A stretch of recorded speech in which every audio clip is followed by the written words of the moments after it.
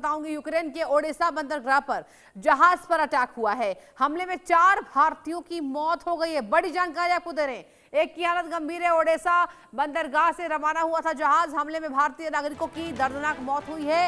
MV golden लियो जहाज पर 17 crew सदस्य सवार थे। विदेश मंत्रालय हालात पर नजर बना के रखे हुए हैं। हमले के बाद पूरे घटनाक्रम की जांच जारी है। मतलब लगातार भारतीय नागरिकों की मौत हो रही है। मिडिल ईस्ट में जारी तनाव के बीच ये तीसरी बार है जब भारतीय नागरिकों की मौत हो गई है। इसके पहले ईरान की वजह से मौत हुई थी, इसके पहले अमेरिका की वजह से मौत हुई थी, और अब आपको बता दें कि मिडिल ईस्ट में तनाव बढ़ने के बाद एक बार फिर से 4 भारतीयों की दर्दनाक मौत हो गई है। लेकिन इस बार यूक्रेन के ओडेसा बंदरगाह पर ये मौत हुई है। हमले में 4 भारतीयों की मौत हो गई है, एक की हालत गंभीर है। बेहद दर्दनाक ये हादसा आपको बता रहे हैं, और जहां कड़ी निगरानी भारतीय विदेश मंत्रालय ने रखी है। सबसे बड़ी बात यह है कि जवाबदेही क्या आती है। हमले में 4 भारतीय नागरिक मारे गए हैं, पूरी खबर आपको बता रहे हैं। ओडेसा से ये जहाज रवाना हुआ था, एमवी गोल्डन लियो यहाँ पे बताया जा रहा है। जो नाम सामने आया है, यूक्रेन के ओडेसा बंदरगाह पर जहाज पर अटैक हुआ है, और इस अटैक में हमने 4 भारतीयों को खो दिया। एक की हालत बेहद नाजुक है। ओडेसा से रवाना हुआ था ये जहाज, ओडेसा बंदरगाह से ये जहाज रवाना हुआ था, जहां यूक्रेन से निकले जहाज पर अटैक हुआ है।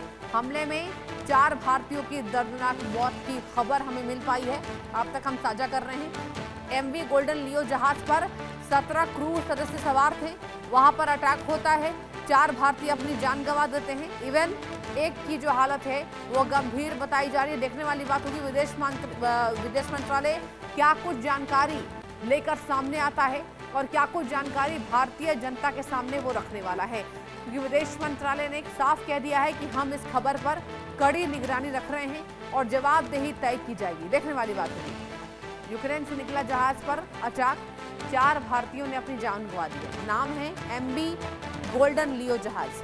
17 क्रू मेंबर्स जो हैं वो इस जहाज में सवार थे।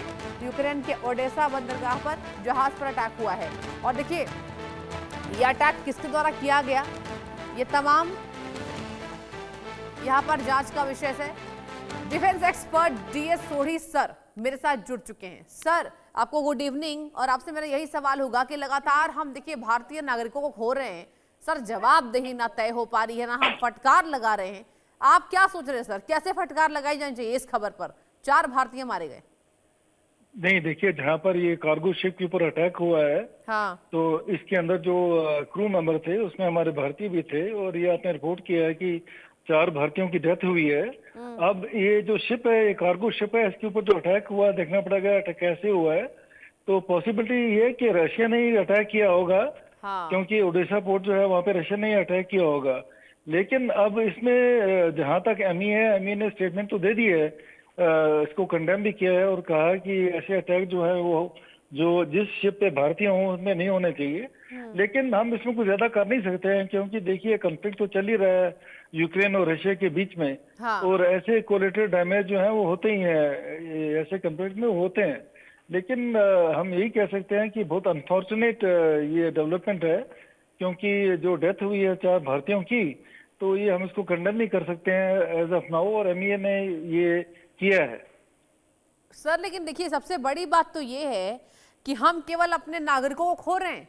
उसके पहले ना ईरान से हमारी दुश्मनी है, ना अमेरिका से दुश्मनी है। हालांकि अमेरिका पर तो खैर विश्वास हम नहीं करते बहुत ज्यादा, टू बी वेरी ऑनेस्ट। लेकिन सर बार बार तो भारतीय नागरिकों की जान जा रही है। अब ऐसे में आप क्या सोचते हैं सर? आप देखिए डिफेंस एक्सपर्ट हैं, आपको अच्छी अनुभव है इस बाबत कि सरकार को कैसे जवाबदेही तय करवानी चाहिए ताकि दूसरे देशों पर दबाव बने। सर नहीं देखिए, इसमें सरकार ज्यादा कुछ कर नहीं सकती है, क्योंकि जब आप देखिए एक जगह पे कंफ्लिक्ट चल रहा है, उस कंफ्लिक्ट में अब कौन सी जहाज में किस किस्म का क्रू है, क्योंकि जो ये मर्चेंट नेवी के जहाज होते हैं ये फ्लैग तो फ्लाई करते हैं। अब क्योंकि अगर जब अटैक होते हैं, इस किस्म के अटैक होते हैं या ड्रोन से होते हैं, मिसाइल से होते हैं, तो इसमें ये पता नहीं चलता है कि इस शिप में किस कंट्री के नागरिक हैं। तो हम किसी के ऊपर ब्लेम भी नहीं कर सकते हैं कि आपने जानबूझ के ऐसा किया है, लेकिन इतना जरूर कह सकते हैं कि उनको आगाह कर सकते हैं कि जब कभी भी कोई ऐसा अटैक होता है किसी मर्चेंट शिप के ऊपर, तो एटलीस्ट जहां तक भारत का सवाल है, तो जिस शिप में हमारे भारतीय हैं उन पे अटैक ना हो, ये हम ये थोड़ा कह सकते हैं उनसे। ठीक है सोढ़ी सर, आप जुड़े।